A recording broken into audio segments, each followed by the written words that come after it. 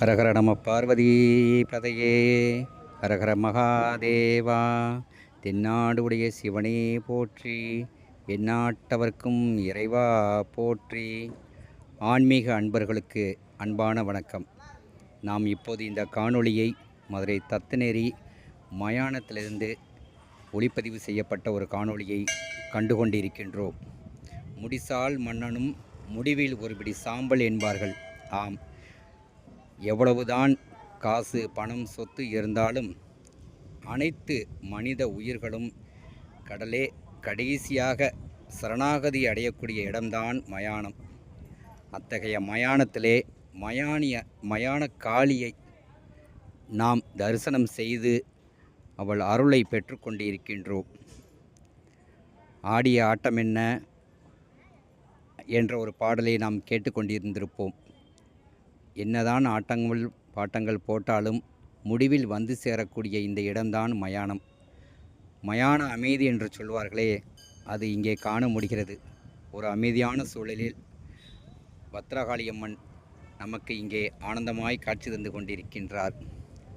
இந்த திருக்கோயிலின் சிறப்பு என்னவென்றால், உள்ளே நுழைந்த உடனே நமக்கு வலது பக்கமாக இத்திருக்கோயில் அமைந்திருக்கிறது. இங்கு எத்தனை உடல்கள் வந்தாலும் அன்னையை தரிசனம் செய்துவிட்டுத்தான் அந்த மயான இதுக்களே போக முடியும், மயான மேடைக்கு. அத்தகைய நுழைவாயிலிலே இந்த காளி காட்சி தந்து கொண்டிருக்கின்றாள். இங்கு மற்றொரு சிறப்பு என்னவென்றால், சுடலையை காட்பவர் சிவபெருமான். அத்தகைய சிவபெருமான் இங்கே சுடலையை நோக்கியவாறு இங்கே லிங்க ரூபமாக காட்சி தந்து கொண்டிருக்கின்றார். இத்தகைய சிவனை காண்பதும் அவர்களுடைய அருளை பெறுவதும் சிறப்பிற்குரியது. அத்தகைய சிவன் 2 லிங்கங்களாக மயானத்தை அந்த தகன மேடையை பார்த்தவாறு இங்கே லிங்க ரூபத்தில் அமர்ந்து கொண்டிருக்கின்றார்.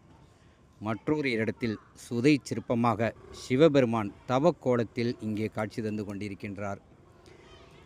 இத்திருக்கோயிலின் சுவற்றிலே கால பைரவர் காட்சி தந்து கொண்டிருக்கின்றார்.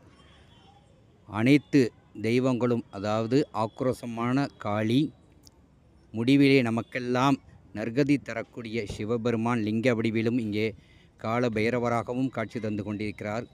சோனி சுவாமி அவரும் இங்கே இந்த திருக்கோயிலிலே காட்சி தந்து கொண்டிருக்கின்றார். நாமெல்லாம் நினைப்போம், சிவபெருமான் திருநீரை அணிந்து கொண்டு மயானத்திலே ஆடுகிறாரே என்று. அது திருநீர் அல்ல, திக்கற்றவர்களுக்கு தெய்வமே துணை என்பார்கள். அதை போல நம் உடலானது